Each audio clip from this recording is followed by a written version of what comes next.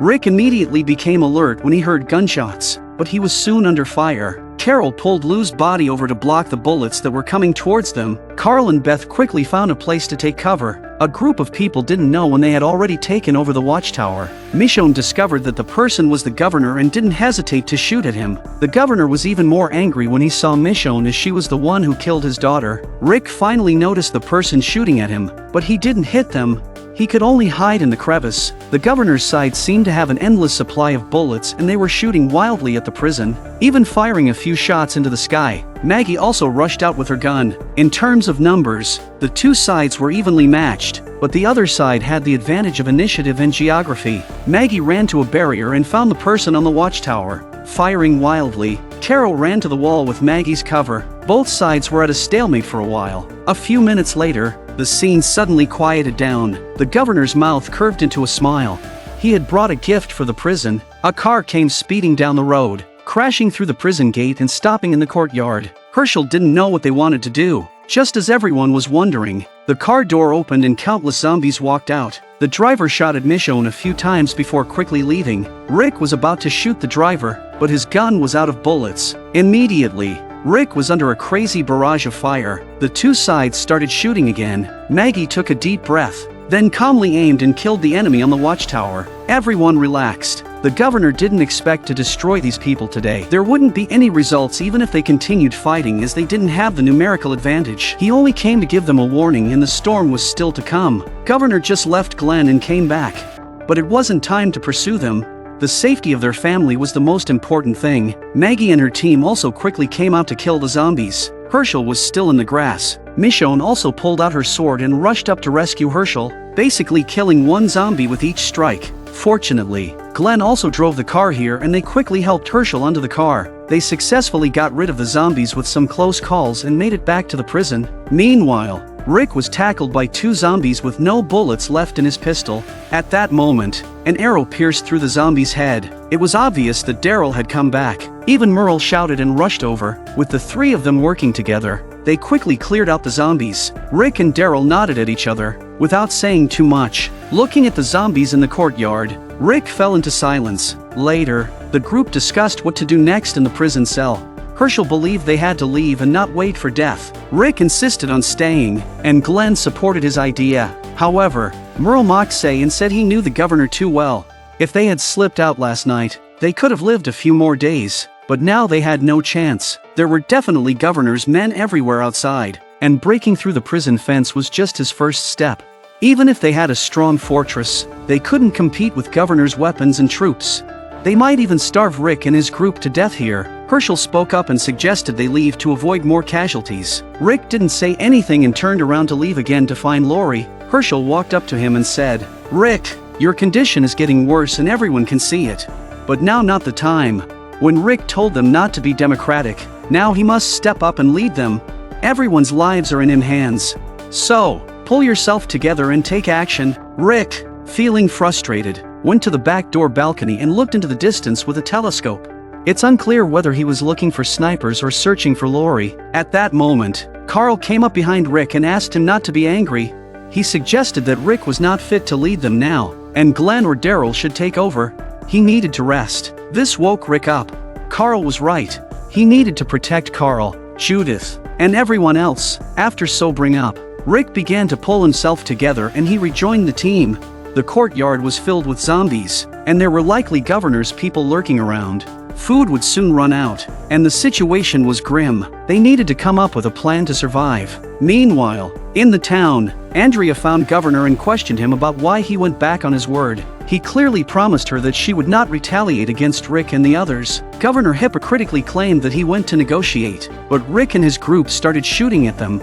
Andrea's friends have changed. They are now a bunch of murderous devils. Andrea, once again, believed him and got angry, saying that Governor always kept things from her. She couldn't watch her friends and the people in the town fight each other. Immediately afterwards, Andrea requested to go to the prison to reconcile the matter, but Governor refused on the grounds that the road was impassable. Frustrated, Andrea went to the street and found Governor's men transporting weapons and even conscripting young residents, including a 14-year-old child, to join the army. Unable to stop Governor, Andrea attempted to leave through the main gate, only to find it locked. Finally, Andrea found the town scientist Milton, who was also one of Governor's cronies, but he is very kind. Andrea asks Milton to take her out because he studies zombies can take people out, and only when she gets to the prison can she find Rick to talk to avoid losing both. In the afternoon, Milton brought Andrea out and helped her catch a zombie to clear the way. They ran into Tyrese and his group, who were leaving the prison.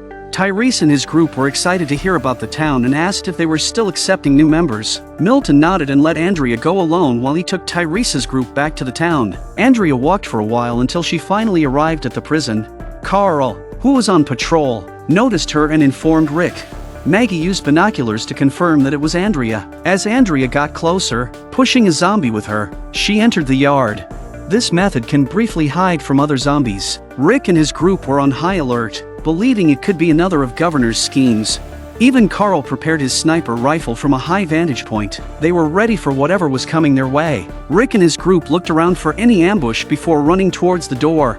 He asked if Andrea was the only one there. Andrea doesn't have the heart to answer this, urging Rick to open the door. She had been outside for too long, and they would soon be surrounded by zombies. Once inside, Andrea did not receive a warm welcome from her old friends.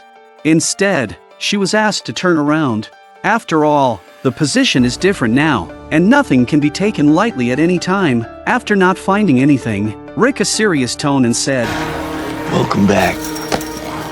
After coming to the cell, Andrea observed their living conditions. It had been too long since they saw each other. Carol is also alive. Both of them are very excited. After all, at first Andrea to save her to get separated. Then Andrea saw Herschel's missing leg and wondered what had happened. She looked around and asked why Shane and Lori weren't there. Rick shook his head gloomily, and the answer was apparent. It turned out that their old friends were not doing well, and T-Dog had also died. Andrea wanted to go into their cell block to see them, but Rick stopped her. He explained that the square and yard were initially safe until Andrea's boyfriend made people destroy the fence and shooting at them. Andrea was confused because Governor said that Rick and his group started shooting first. Rick said that was Governor's lie, and Andrea believed it. Herschel added that Governor also killed one of their surviving prisoners. Andrea apologized to everyone, indicating that she had no idea about any of this. She only found out a few days ago that Rick and his group attacked the town. Then Andrea turned to Michonne and asked what she told them to make them so indifferent. They used to be mutual friends, but now they are so ostracized. After composing herself, Andrea continued, saying that she could not excuse or explain Governor's actions. However, she came here to resolve the impasse and reconcile their differences. Rick immediately became angry, saying that there were no differences. They would kill Governor, although they didn't know how or when they would do it. But they would do it. Andrea sighed, wondering why they couldn't coexist peacefully. The town welcomed them to settle down. Even Merle laughed at this statement. Andrea continued, saying that the town now had many people and was training an army to prepare for war. Daryl angrily told Andrea to go back and tell Governor that he wanted his other eye. Glenn is even more furious. If want to start a war, come on. Finally, Andrea was deeply saddened by her former teammates became so bloodthirsty. After a while, Andrea came out alone to talk to Michonne. She believed that Michonne had misled everyone into hating the town just because she didn't choose to leave together. Andrea also blamed Michonne for entering the town with hostility from the start. Michonne argued back, saying that she saw their true nature, while Andrea was enchanted by Governor from the moment she saw him. Andrea couldn't admit it and instead said that she stayed to help the town's residents and was now trying to save Rick and his group. Michonne laughed. She didn't know that Bastard's Messiah complex was still contagious. Then Michonne told Andrea that Governor had sent 4 people to chase after her when she left.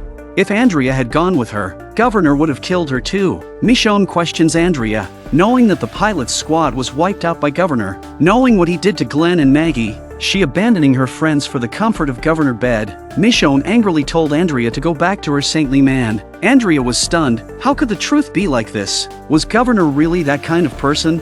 Despite everyone's cold treatment of Andrea, they still saw her as a friend. Before leaving, Andrea hugged Judith. Carol gave Andrea some advice. She said that she slept with Governor, and when he fell asleep, she could end it all. Andrea fell into silence. A few minutes later, her friends prepared a car for Andrea and gave her a knife for self-defense. Even though they were running low on ammunition, they still gave her a gun. This team has a family feeling that is not found anywhere else. Andrea left the prison with a heavy heart and drove until nightfall to reach the town. Now there were many people on duty on the wall. including the children who had joined the army during the day. They recognized Andrea but didn't give her a hard time because she was governor's woman. After returning to her room, Andrea confessed that she had gone to the prison, but it wasn't a betrayal. She just wanted to ease the tension between the two sides. Governor didn't pursue the matter. That night, Andrea picked up the knife and slowly walked towards Governor while he slept. But in the end, she couldn't bring herself to do it. The people in the prison also couldn't sleep. Knowing that this war would be fought sooner or later, Rick decided to go out tomorrow and return to the old police station to see if he could find some guns and ammunition. Compared to the warmth and comfort of a small town, the days of the prison seemed sad and quiet. How would the conflict between the two sides be resolved?